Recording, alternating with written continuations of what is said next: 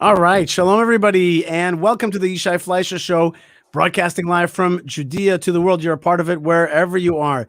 And shalom, and welcome back to Rav Mike Feuer, who joins us here today. Rav Mike, shalom, and welcome. Shalom, Yishai. It's great to see you. Yes, and I haven't seen you in a while, certainly in this I've been medium. here. That's right. You have been there, and I've been here, but we're not always together. That's right, exactly. But we are fulfilling the great, what seems to be the great prophecy of the Baal Shem Tov, who said, "Wherever your mind is, that's where you are." And we are now mind melded in virtual space, and we're reunited together. On that level, I never felt separate. My mind has been with you all along. Hi, Baruch Hashem. Anyway, speaking of where our minds are at, the Jewish people are reading the Torah portions of Genesis. And this week I had the great honor to spend some time with the family, and we put on at dinner time one of our favorite movies, which is the TNT Bible Classics series, Abraham. And I forgot the name of the actor, but it's a fabulous movie, which I actually rated as one of my top favorite movies in the world ever created, because it's just... Wow.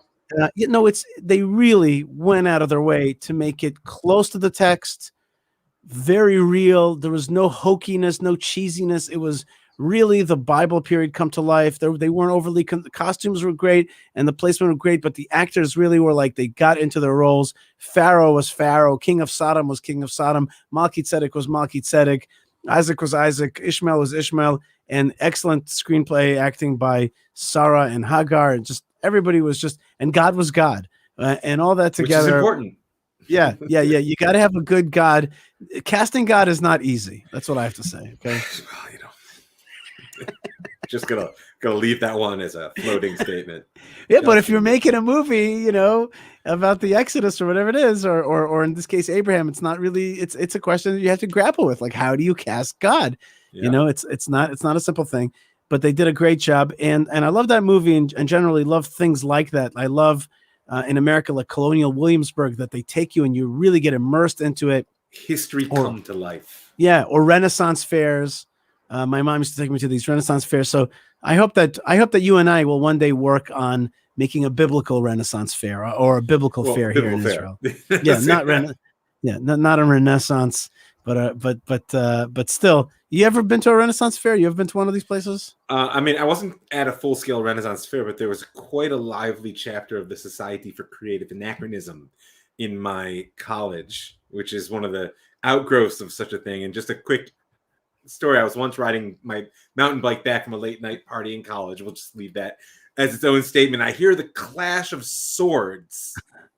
I'm not sure what's going on. It's like 1, 2 in the morning. And the college I went to had a chapel, which was like an old school cathedral type, complete with flagstone courtyard, which is where the knights like to meet at night to fence and basically prove themselves to be the better man. I didn't know this. I just rode across the campus and encountered 2 guys in half armor with broadswords wailing away at each other at 2 in the morning. So I haven't been to a fair, but I've tasted.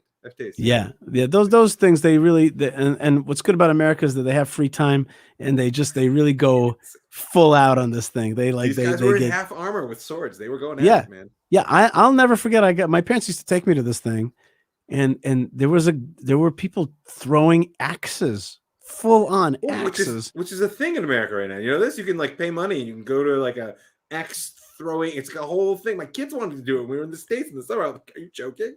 That's what I'm saying. They have expendable time and money to throw axes and stuff. Here we're like ducking axes. Anyway, so got to see Abraham and feel those feelings. One of the most incredible scenes. First thing, let me say hi to everybody that's already with us. Of course, our good friend Lou Weiss, who helps produce the show, says Shalom Yishai and Rav Mike. Looks and sound good on the second try. Yeah, we had a little misstart there. That's okay. Mulligan. That's right. And Julie says, I could see and hear you again. I'm here in Manchester, UK. Shalom. We'll talk a little bit about that group of islands over there, the UK. I've had a full-on tussle, with the Irish. Yeah, calling them out for what I perceive as I'm going to say a very broad statement, which kind of hurts to say, but it's Irish anti-Semitism, and of course that does not mean that everybody in Ireland is anti-Semitic, but there is a movement in a sense of deep anti-Israelism, which anybody who kind of has hang out, I've spoken to many old folks in America, in Boston, and places in the Lower East Side. They told me, yeah, we always had issues with the Irish. We always felt that they were anti-Semitic. And so I've been calling them out because of their anti-Israel policies and statements recently.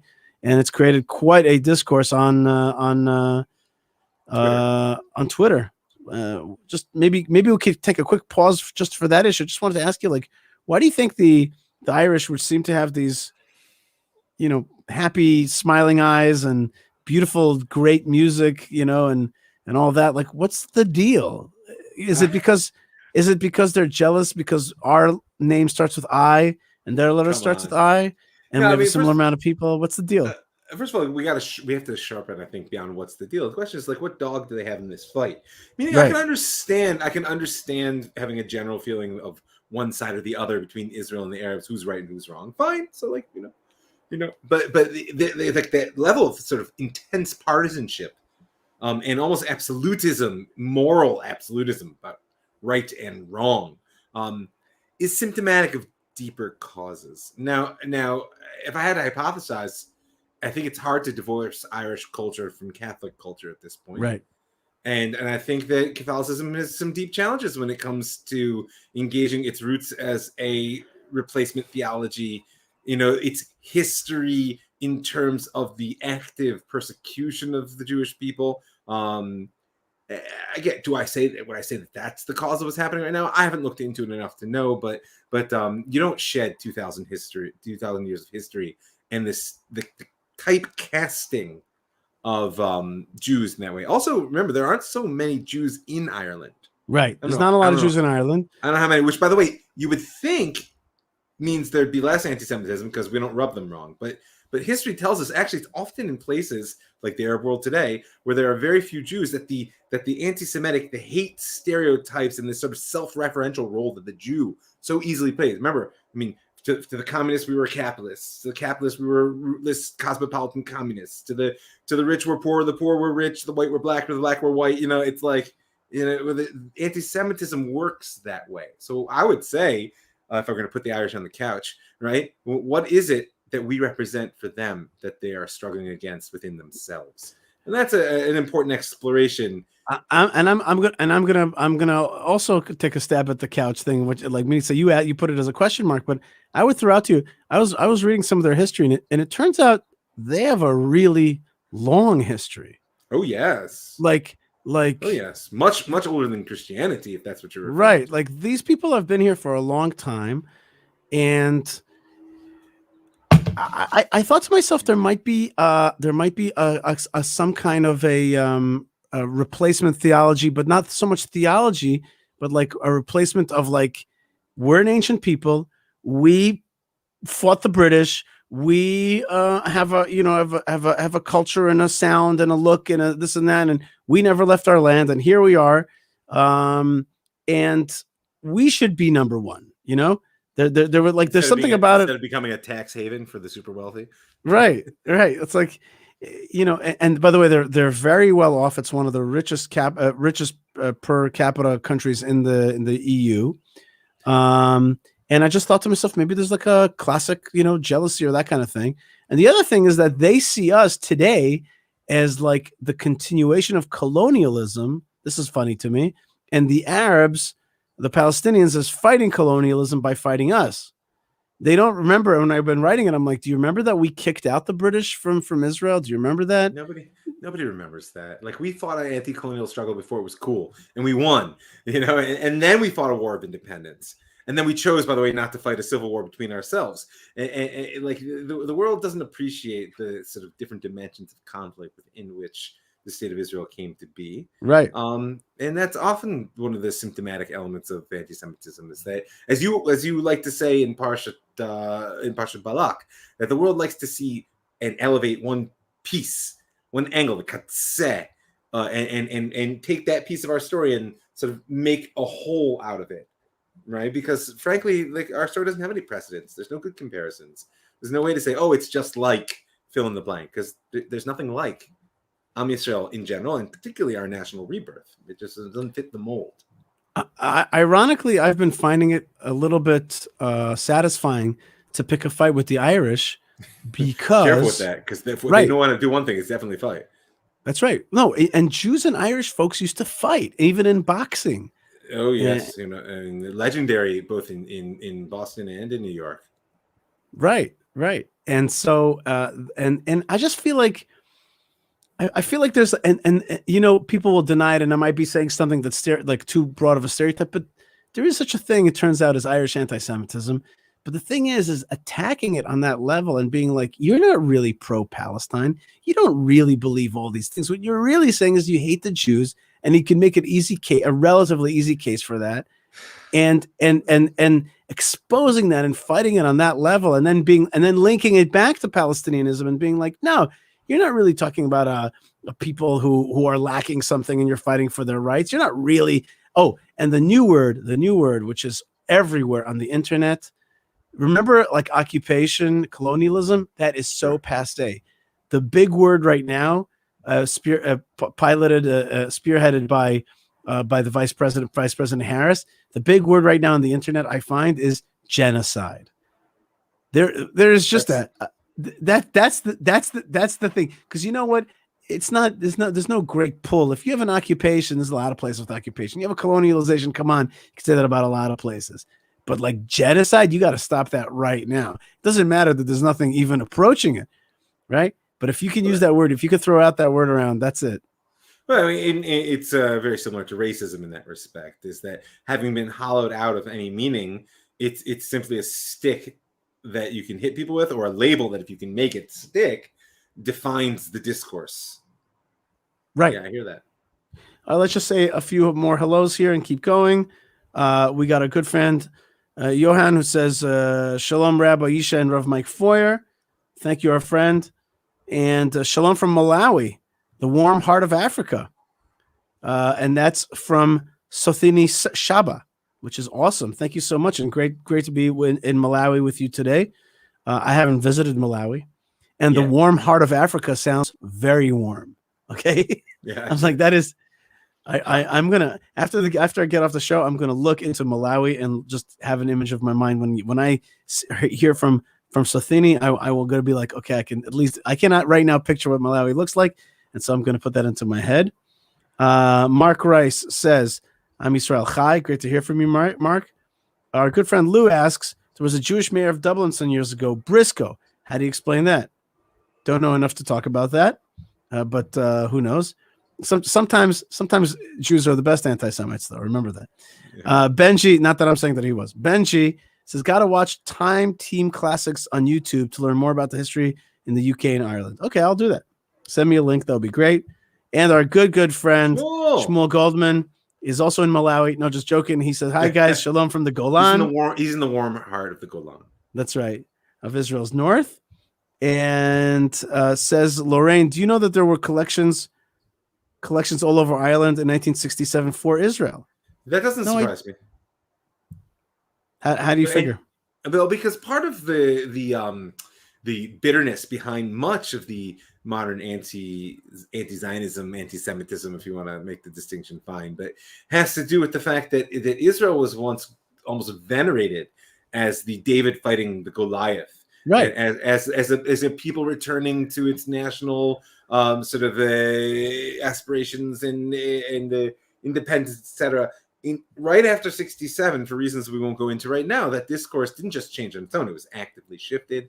That's where I'm at in my Jewish Story podcast right now, talking about the Zionism is racism, declaration, and the way, in many ways, that the Soviet Union shifted its efforts from the battlefield after we defeated the Arab armies with their arms twice in 67 and 73 to the narrative war. And so it was a very quick shift all over the world. They came together with a whole third world liberation consciousness. But it wouldn't surprise me at all that the Irish, and not from Jews, I mean, talking about just the average Irish, might have empathized a lot. Certainly the Irish, having been oppressed by the British to their own significant degree, there's what to talk about there. But hell hath no fury, like someone who's been scorned, right? You know what else they're upset about? I mentioned something like, you guys are barely populated. You have an island that's 4 times bigger than Israel, and yet you have about 2 million people less on the whole island. And they got very upset about that statement.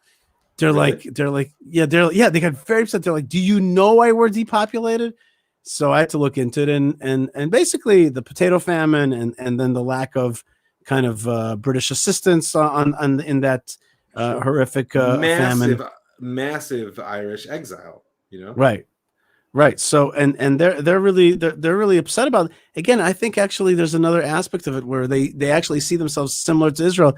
They have this big diaspora, but that diaspora is not like coming home. They're like proud Irish folks, but they're not like coming back to Ireland, like come to visit. And here we have this Aliyah thing. I think that behind it there's some kind of like a little bit of like sibling rivalry type thing. Not that I ever thought that we were related, but you can't help but like so many Irish things. It's one of these countries that just has all these cultural things that you just can't help but like liking their movies and liking their Guinness and liking their whiskey and liking their music. And Michael Oren, for example, Dr. Michael Oren is famous for loving Irish music. He's an absolute Irish music fanatic. It's even in his books. He writes about it. But right now, after the show, I'm going to put on some Irish music and eat some Ben & Jerry's ice cream. Okay, and that's right. I'm going to be like, listen, angry anti-Semites. I'm going to open a beer, so that's right. Okay, and a Guinness. That's right.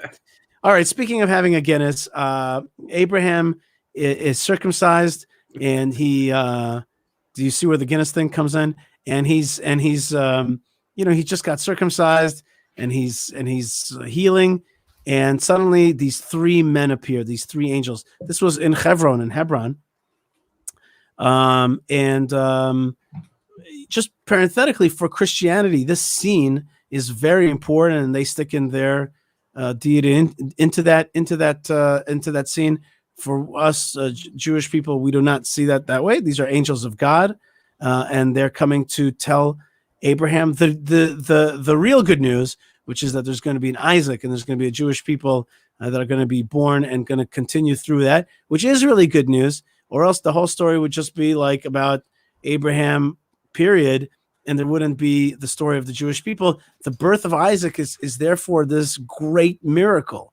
It's this great miracle, and you're supposed to go. I think the Torah wants you to be like, wow, the birth of Isaac. I think you're supposed to be like really excited that there's an Isaac going to be born. Well, the text itself makes the point of Abraham's laughter and Sarah's laughter, right? And Rashi so beautifully sort of articulates that these are potentially can be understood as 2 different types of laughter. One aspect of laughter, right? God criticizes Sarah because she maybe, if not doubts, she's a little skeptical. Come on, I'm 90 years old. I've never been able to have a child. Like, really, at this point, I have a child. Abraham's laughter, in Rashi's words, is of a different order. Right? There's a certain element of laughter when we encounter the possible with the impossible within the possible, when the infinite touches the finite. Right? That's why any good joke is a juxtaposition of 2 things you don't expect to see together. Oh, a horse walks into a bar. I'm already primed to laugh because, like, what's a horse doing in a bar, right? So Abraham's laughter is a sense like, what? God can do that? I mean, of course, I always believed that in theory God could do anything, but that, and it's an opening out, and that's really a lot of what Yitzchak represents. If you would have told me though that here's this barren woman who's 90 years old, and she hears this message that God's going to give her a child, I'm not sure I would have been like, and the next logical emotional reaction is laughter. I find it to be surprising on both of their parts, and I almost am like, is that really the natural thing, or did God kind of? Is there a twisting of something in order to make them laugh? Because it's not that funny, even if it's wild or silly or as you said, unimaginable. Don't reduce laughter to a response to things which are simply funny. I mean, laughter is also, it can stand at the edge of madness, right? As Russian Jews, we laugh. Well, I can tell you, we like the darkest things. we laugh at, and that's like a thing.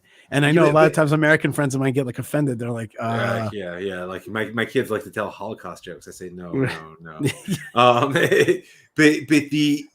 my point is, I think it's more of an existential, like the juxtaposition of the finite and the infinite. That like that's the laughter at the edge of madness. Because when the bounds of the possible are removed, potentially that's a path to madness. And so one of the ways in which we shrink the world back to comprehension is through cynical laughter, which is what at least Rashi accuses Sarah of, right? But Abraham's is the sense that a horizon is just opened up, which is too large to hold. Yeah. Yeah, I think yes. I mean, it would seem like, because Sarah's denying the laughter, it would seem like it was some kind of cynical or disbelieving. In any case, the laughter there is a little mysterious, but it's kept up always because that's the very name of Yitzchak. Now, Yitzchak also, here's a weird thing: his character that we're going to meet later, not in this week's parsha so much, but when we meet him and we kind of learn about him, he's not exactly the laughy type. No, right? His early traumatic experience, childhood, just kind of. Okay, but his name is Yitzchak, and we also know that he sports with his wife. It's mitzachek. Like I think there's a laughter there. Maybe the laughter is the laughter of he who laughs last. It's the laughter of Jewish history. Like, this was not a possible thing, yet it happened. Right. It's only in the time to come, when everything's clear, that our mouths will be filled with joy, right? Laughter, right. The real laughter and the real miracle is the survival of the Jewish people.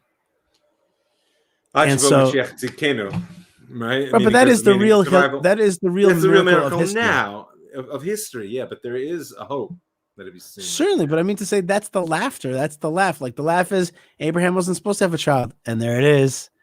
And Sarah's not supposed to have a child, and there it is. And therefore, it's like there's something. And then God says, "Take that child and sacrifice him in order that we be close," even though it's the whole future, not just of you, but of creation on some level. I want to get to that. I want to get to that in depth right now in a second with you, talking about the binding. Just one step beforehand.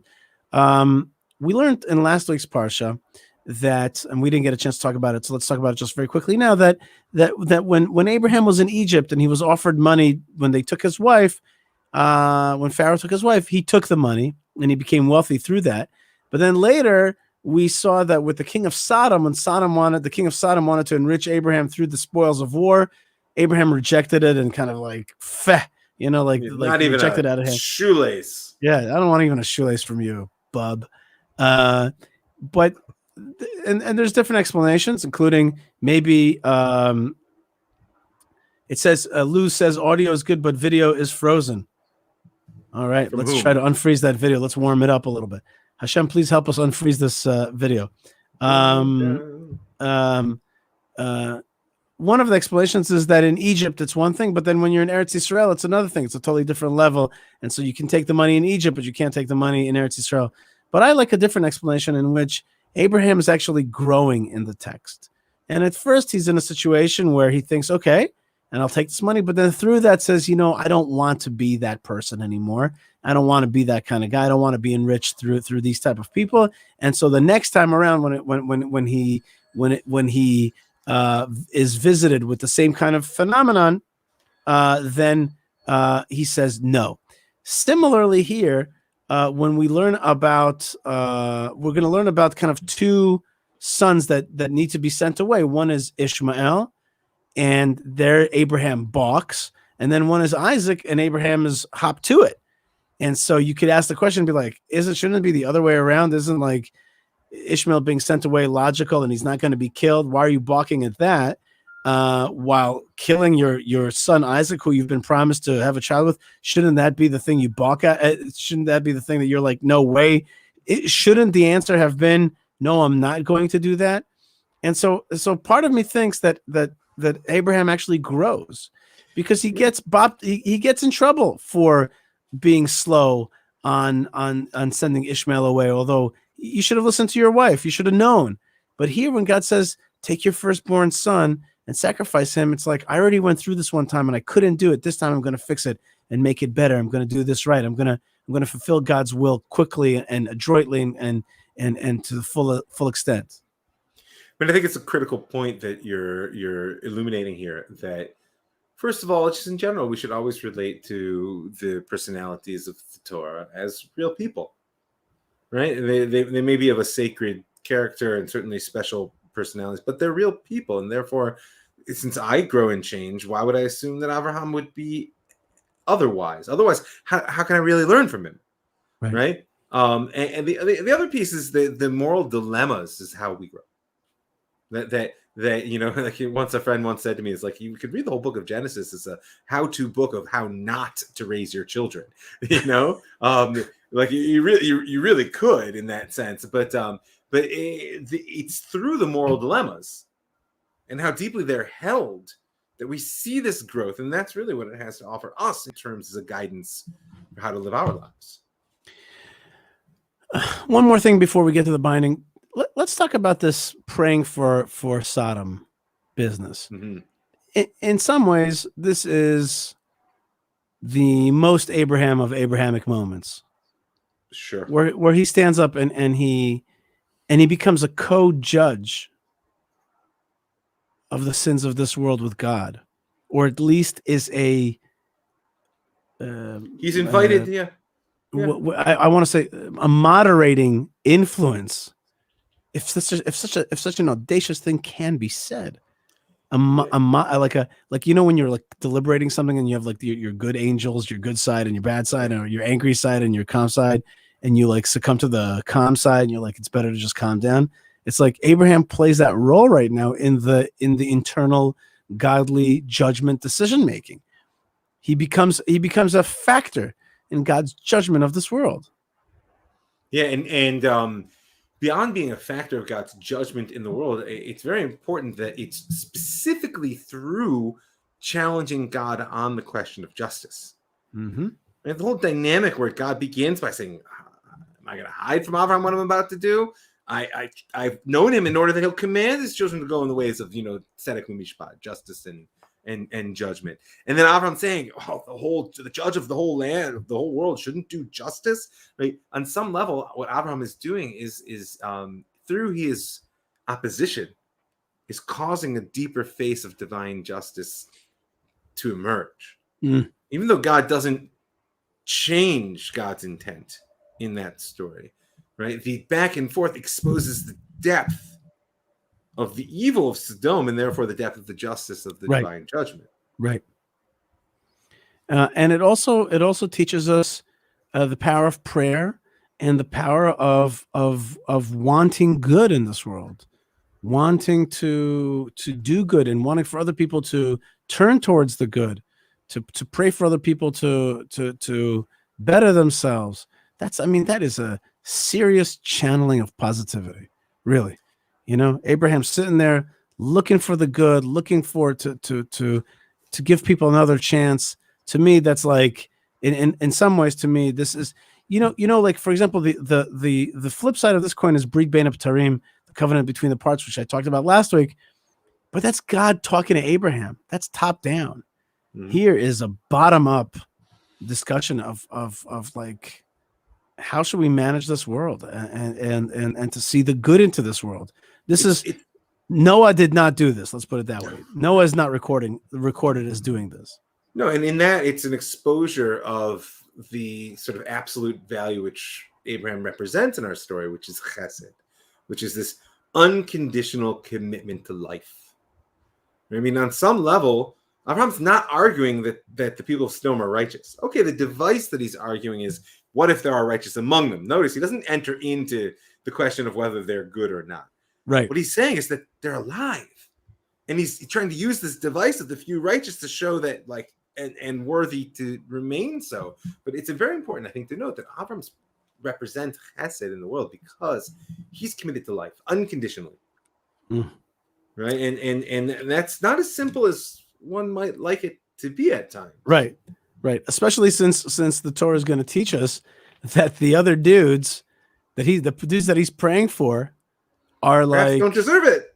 right, and they are just like if the Torah wants to paint for us this like the scene of like of debauchery and loss of human Filth value. and villainy.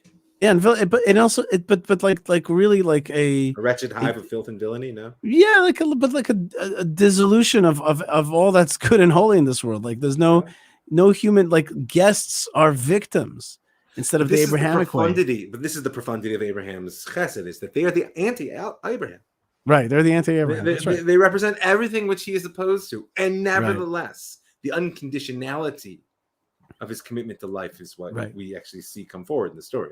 Right.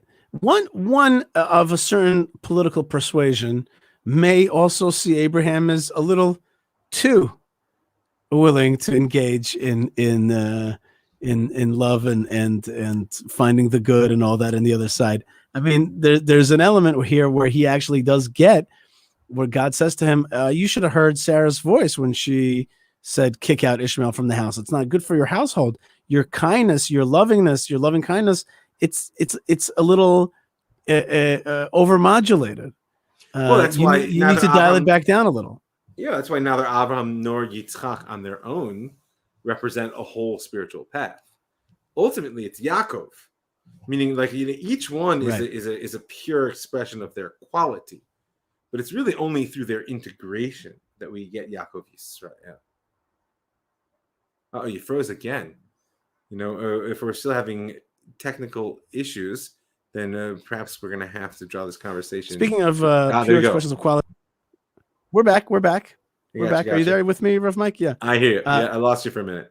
No worries. We're back. It says, Shalom, our precious and gifted family from Nigeria. And this is Cletus Okoro. This is so fun. We had Malawi, we had and now we have we've had four continents. Gosh, we have a lot of UK folks because there's always a good time for them in terms of time when we're broadcasting.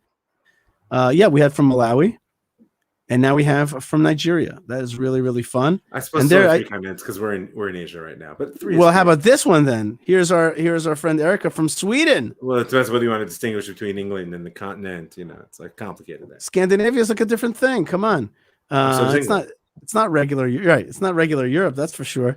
And definitely would love to see Sweden. I have some friends who tell me you got to visit Finland. I got to get out to Scandinavia one time in my life. Hopefully we'll get a chance to do that. Take some pictures. Just show them to me. Okay. And Mark Rice says a Chabadnik with a pintle misnagid. Is that Mark? Is that who you? Are you talking about yourself, Mark? I don't. Oh, is that who Avraham? I think that's the balance. Yeah, the balance. Yeah. Right. It's like a yin yang. It's like a yin yang thing. That's right. It's a yin yang thing. Come on. Now I'm not. Oh, you don't like the yin yang? I love the yin yang. No, I'm not opposed to yin yang. I'm not opposed to karma. I'm opposed to what the yin in our discourse on Torah because I don't think that we lack. You know what a yin yang is? I figured this out. I'm going to say something that probably every Jubu in the world already knew a million times over, and I'm like rehashing the 60s in my own like little head. The aleph is like a yin yang. It looks like it. It's got exactly that. It's got the the two arms. It's mamish like that. I was like, oh my god, there it is. All right, whatever. Two yuds and a vav. It's two yuds and a vav, right? It's exactly it. There's a split down the middle, and then there's these two. Even okay, you know what? Thing. If what I said now was like so obvious to all the baby boomers out there, let me know. Write me an email, Yishai. No, I'm saying that the listeners out there, Yishai and YishaiFleischer.com would love to hear from you guys. Subject line. Duh. And here we go again. We have another shalom from India. Hashem, I love this medium, Hashem. I love this medium. What this is the funnest thing. What? I said we know you do. It's just most beautiful thing in the world that we're talking about Abraham from the land of Israel, and we're talking with people from all over the world right now. That is just a gift. So I want to thank you, Hashem, and I want to thank you, Rav Mike Feuer, for joining me. Let's hit as everybody's with us, and the time is running out. Let's hit the binding, and there's a key word in the binding which I think is very important, which is lech lecha, right? Which is go forth, go to yourself. We saw this word when we just met Abraham. So this is the inclusio. This is kind of the end This is Abraham's great challenge. Nice, you just slipped inclusio into your conversation. That's right. Okay, so you have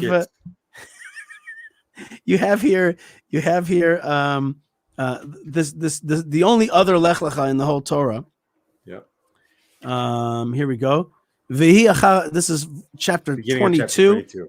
Right? At verse 1, it was after these things, God tested Abraham. Vayomer elav Avraham, vayomer hineni. He said to him, Abraham, he said, here I am. Vayomer kachna et bincha et yechidcha asher ahavta. Take please your son, your only one, which you loved, Isaac, and lech lecha. Go to, just like you went to the land of Israel originally, when you went from southern Turkey, from Haran to the land of Israel. Now I want you to go to the Eretz HaMoriah. Over there was the land that I will show you, but here's the land of Moriah. That is Jerusalem. That is the Temple Mount. Ve'aleu sham le'olah, and raise him up there as a holocaust, as a fully burnt offering. Alechad he'harim asher omar elecha, on one of the mountains that I will tell you. Now I'm going to tell you over there. It was going to be a land that I will show you by the first lech lecha. Here's a land a place that I will tell you. You'll know it when you get closer. I'll tell you that it's it. I will really, I'll indicate it to you, but I'm not going to tell you until you kind of get there and see it for yourself. And this is the famous. We talk about it every year. The Kierkegaardian moment. This walk. This walk, and they did a great job in this movie Abraham of giving you the feeling of, like, the tears of every step, right? Every step of the way of going to do this unspeakable thing. And so but I want to open it up to you. The binding. It's this is one of the few things that our rabbis ask us to read every single day. It's key to the Jewish story, and in many ways we have lived the binding in every generation with all the challenges the Jewish people face just to exist. And there's so many parents who say, I don't want to send my kid to the army, and I'm like, well, that's part of the Jewish story, because we are every generation we're fighting to be that. So I'm throwing it out to the binding. Wow, that's a wide open pitch. So and there are many things we could say, and I frankly don't remember how many that we've spoken about over the years on the show. But what I return to again and again, in particular in relation to what you pointed out, that this is one of the few full biblical stories which is included in our liturgy. In fact, as far as whole biblical stories, as far as I know, it's the only one. Others get referenced, etc. But this one is literally every morning. Before I start the rest of the prayer, I read the Bible of Isaac. And in that sense, it's clearly meant to serve as a frame for daily consciousness, and not just as a text that we learn something from. It's very different to be a lens in the way we relate to the world. It's not a source of knowledge so much as it's a source of consciousness. And in that, what I would say is the primary message here is that it's a story about what happens when your experience trumps your theology. What do I mean? Right? Or your understanding. Abraham has heard from God. Isaac is going to be your future. Abraham hears from God. Now sacrifice Isaac. That doesn't work. Experientially, he's now in that Kierkegaard sketching out of the moment of the existential absurdity, as he calls it, of walking toward the impossible. Right? And yet Abraham never flinches away from it, because he understands that if you can hold the truth of your experience in the face of how you think you know the world, be it theology or philosophy, what can result is a revelation. That God shows that the world is larger than you knew, that God's presence is deeper than you perceived. This is why our sages parallel this text to the book of Job, right? Which in many ways is also a story about what happens when one's theology doesn't match their experience. Right? Job shares the theology of his friends who tell him only the wicked are punished. Therefore, confess what you've done. The difference is Job doesn't know what he's done, and therefore he's asking God, saying, listen, I just want my day in court. And in the end, he gets a revelation which is incomprehensible. Right? God says, where were you when I stretched out the heavens, and can you hold the sea in your hand, etc. Meaning, right. I'm not interested in your theology of why bad things happen to good people. But Abraham's is deeper and more sustained. because Abraham receives a new name of God and a promise. Hashem Yireh. Remember, this is Parsha Vayera. It's a Parsha about seeing.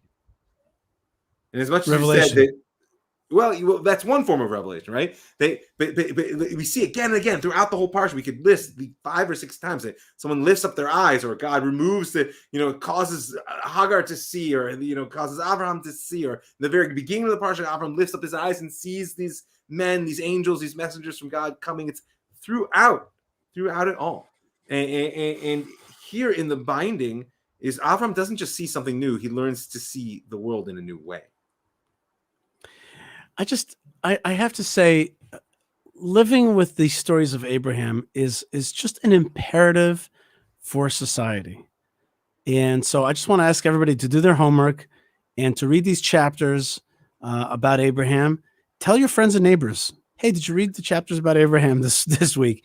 And if you can't, then check out that TNT Classics, Bible Classics movie, Abraham. The rest of them are okay, good. But this one, in my opinion, is particularly fantastic, and we need this. We need this in our lives. We need these tensions. We need these questions, and we need this moral judgment. We need these moral clarity. We need to believe that there are angels telling us things in this world. Well, and if you don't believe it, you won't hear them. That's the challenge. That's right. As I just want to tell you, as I'm looking right now, I'm in my office. I'm looking over there, and I see my wife's grandmother's needlepoint or crocheting. I don't know what it's called. I think it's needlepoint. Of the binding. I see it right now. I see the angel pointing at the ram, and I see Abraham almost sacrificing Isaac. That's an intense thing on the wall there. Yeah, I have it as front and center in my wall. And one time I had feel about that? It's fine. It's good. It's good. And I had one time Christiana Manpour in my house, and she went right to this picture. It was the house on the Mount of Olives.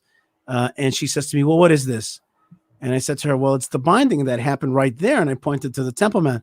I said to her, but what's more important is that my wife's Hungarian grandmother, who survived the Holocaust and has a number on her arm, she's the one who knitted this thing. We've been knitting this story through thick and thin throughout all of our generations. And she was nonplussed at that. Anyway. She heard it, huh? She heard it. She was not excited about that because she was trying to paint me as something else. As a foreign element. That's right. There's a lot of people also saying stuff. Just some comments from Julie, who says, before I said about Facebook, what a miracle it is that we're able to broadcast. She says, Facebook can also be the way people spread toxic lies about Israel. Yeah, no question. It's a tool. It's a powerful tool. It can be used for good or not. Yeah, but there is but there is a lot of evil out there. There is a lot of evil that's being spread through this stuff. And she continues and she says, I've tried fighting against these haters by reporting them to Facebook, but the posts are not getting removed. Why is the diaspora left without support from Israel to counteract this threat? That's a good question. It's a good question. And I mean, my answer is that sometimes we ourselves are not sure what threat we're under, and we're not always ready for it and prepared for it. One of the things that happens at the end of our Torah portion is we've learned about the birth of Isaac. We've learned that Isaac is saved in the binding, and then at the very end, it's not enough to tell us that he's saved, but we also hear that they return to Beersheba. And then it's told to Abraham that, guess what? A lot of people are born. He's got new family members. Yeah, big news. And amongst them is this name, which is Betuel Yalad et Rivka. Betuel gave birth. And how are they related exactly? Rev Mike, help me out here. How are Betuel and Abraham related? Yes. Oh, Yalda Milka. I don't know what you would call that. Because Milka is bat Nahor, right? Right. So Nahor was Abraham's brother. Correct. So that means Milka is his niece. So I can never do like the cousin once removed. Yeah, Malka does that. Yeah, my mom, like I come from that kind of family, and it's just like I'm sorry, they're cousins. We're just gonna call in any case, right? Exactly. In any case, Rivka is born, and that means that there's not only just continuation. There's not just Isaac that's being born, but there's going to be a continuation for him also. And the Jewish story keeps going. And we're going to deal with the meeting of Isaac and Rebekah in next week's Torah portion. And some people say that the ultimate trial that Abraham faced was the binding. But yet others say it's the penultimate, which means not the ultimate, it's the one before.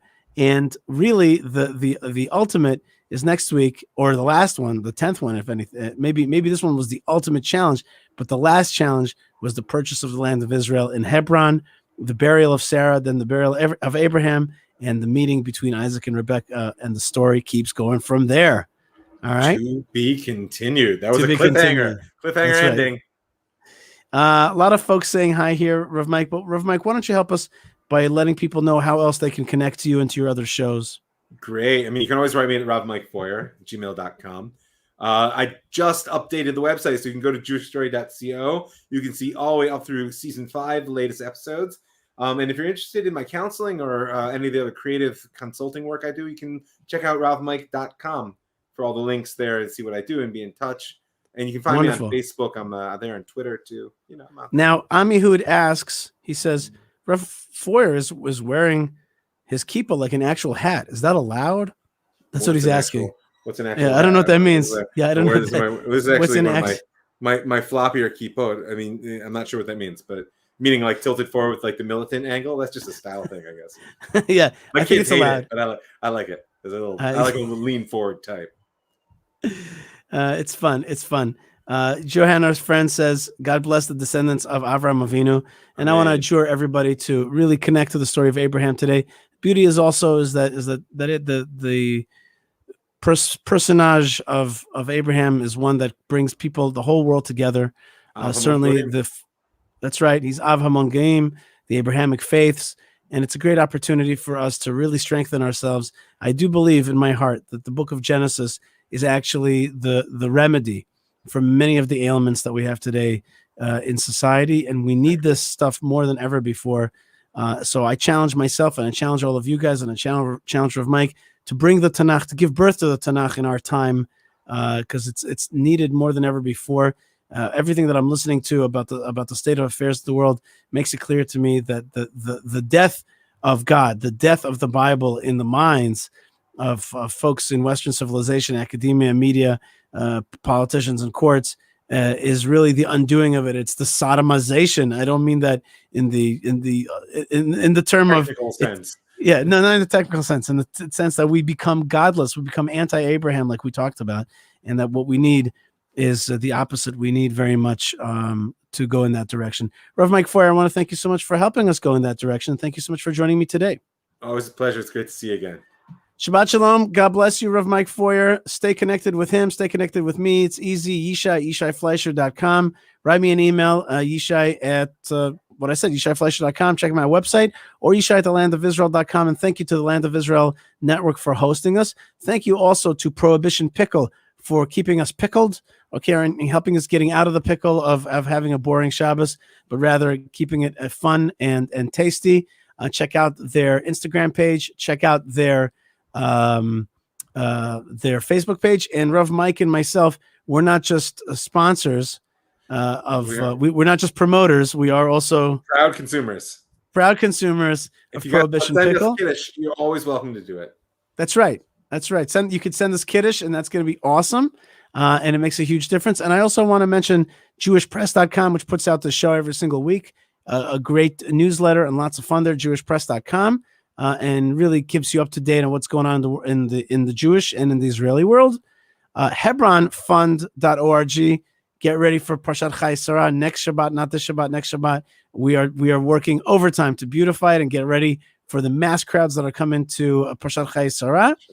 And the Marat HaMachpelah will be corona free.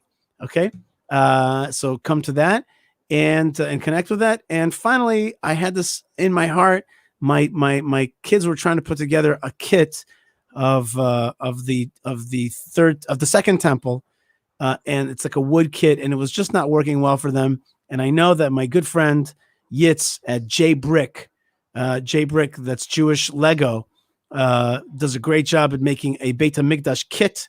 So purchase a Beit HaMikdash kit for your kids. help them build it, and it'll live on your shelf and in your heart, and you'll see it one day in real life.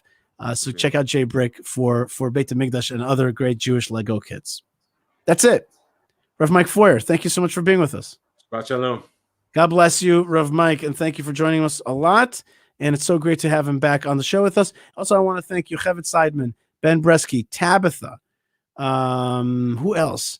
Oh, Lou, who was last week named Joe for no particular reason. Lou, for helping produce. And one second, it's Yocheved. And Moshe Herman and Tabitha and Moshe and Ben and Lou. That's right. Those are the folks that make this show happen. And thank you for being with us. Lots of love to you and lots of blessings from the land of blessings. More great stuff is still available, still happening. And stay tuned if you're listening on podcast, because we keep going on the Yishai Fleischer Show. Thank you, Hashem, for every moment that we get to talk with our friends about the holiness, the beauty, and the great miracle of the return of the Jewish people to the land of Israel, as was promised by you to Abraham. Shalom.